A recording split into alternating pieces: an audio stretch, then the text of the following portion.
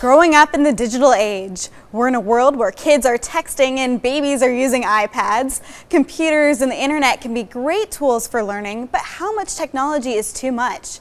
Randy Zuckerberg, CEO of Zuckerberg Media and author of Complicated, has had a front row seat in the internet world, and she's joining us for her perspective on kid-friendly tech. Thanks, Randy. Thanks. This is one of my favorite topics to talk about, so thrilled to be here. Well, thank you for joining me. And so as a tech and media professional and a parent, you've learned a bit about technology. What age is a good age to introduce technology into their lives? I think, it's a very personal decision for each family, but here's how I like to look at it. I think parents today, when they think about tech, they immediately go to a place of fear. They think about limiting screen time, technology is something they have to limit. What I try to do is I try to turn the conversation around to think about the positives that technology can bring. So sure, you should not stick your child in front of an iPad multiple hours a day. A device is not a babysitter. It does not replace a human. But there are so many wonderful ways that young children can engage with technology that, quite frankly, puts them ahead of their peers and gives them the skills that they're really going to need to be successful.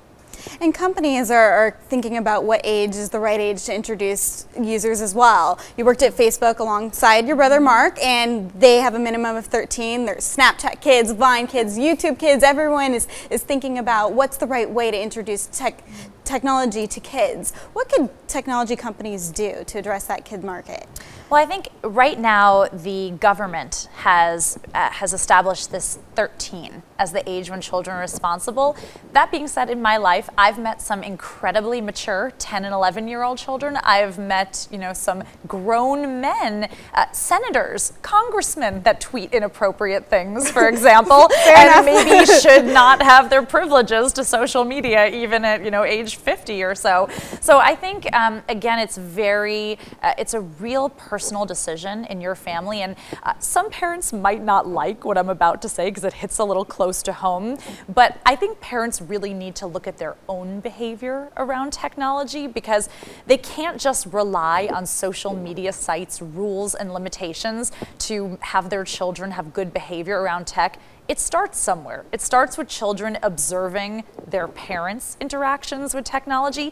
And if you're not establishing boundaries, if you're texting at the dinner table, if you're oversharing online, there's no age limitation that any social media site could put that's going to affect your children's habits. So like father, like son, kids are learning from their parents. Are there any sort of parental tools, parental controls online that help kids or parents monitor what their kids are doing? There are, and I think especially if you have young children, a lot of sites, YouTube just launched YouTube Kids, a gated community where, if you type in SE, it autofills to Selena Gomez instead of, that's what they were definitely searching for. Maybe what you think it would autofill to on another site. So a lot of sites are starting to think about creating these safer environments for children. I think as parents, it's really important to at least know the sites that your children are visiting. You don't have to be on all those sites, but at least understand how they work, who your children are interacting with, and just know kind of what your children are posting there is very important.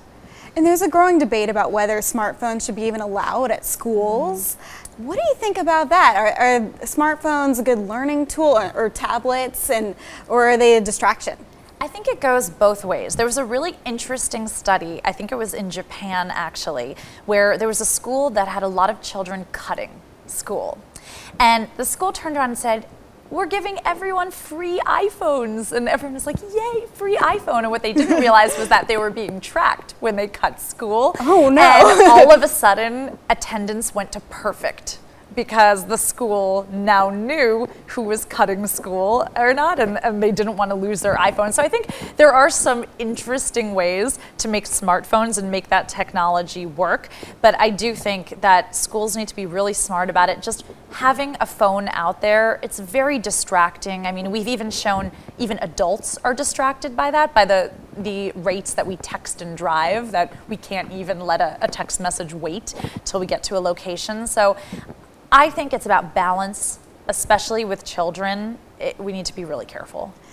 And there have been some concerns about, too much technology. Could it hurt their eyesight or their brain development or anything like that? What studies or what information out there have you found that seems most compelling? I think definitely technology is rewiring children's brains in ways that we're just going to start to learn about. In some ways, it's a great thing. Children are being exposed to creative skills, storytelling, photography, art in new ways. And that's going to be remapping our brains in a way that's extremely creative. On the other hand, we now have all of these games, like the Candy Crushes of the world, that are based around these leveling up, these constant dopamine bursts. And that changes our brains too in ways that are just now being studied. Humans aren't used to being at a constant dopamine burst level, and it'll be really interesting to see 5, 10, 20 years from now what that means. Speaking of Candy Crush, what are some good apps for kids? What are some good games? What should they be directed towards I am playing? a recovering Candy Crush-aholic. So Me too, everyone is, let's be honest. I had to delete it, go cold turkey off my phone. But I think actually some of my favorite technologies for kids are a little bit analog. They mix real life building with things you can do online. I love things like Goldie Blocks, especially for young girls. That's the engineering tool. Yes, teaches young girls the basic mechanics of engineering. I love Primo and Ludos are two others like that kind of use offline board game type activities that are linked. You are kind of learning how to code and engineer without even knowing it. And there's these really cute robots called Dot and Dash that even a 5 or 6 year old can learn to program and teach the robots how to do things. There's so many great toys now that teach children to program without ever making it feel like they're learning. Wow, it sounds like the next Facebook's going to be invented by a 6-year-old or something. Probably, but it's an exciting new world out there, and so I encourage parents to think about tech, the opportunities it brings, not just a place of fear.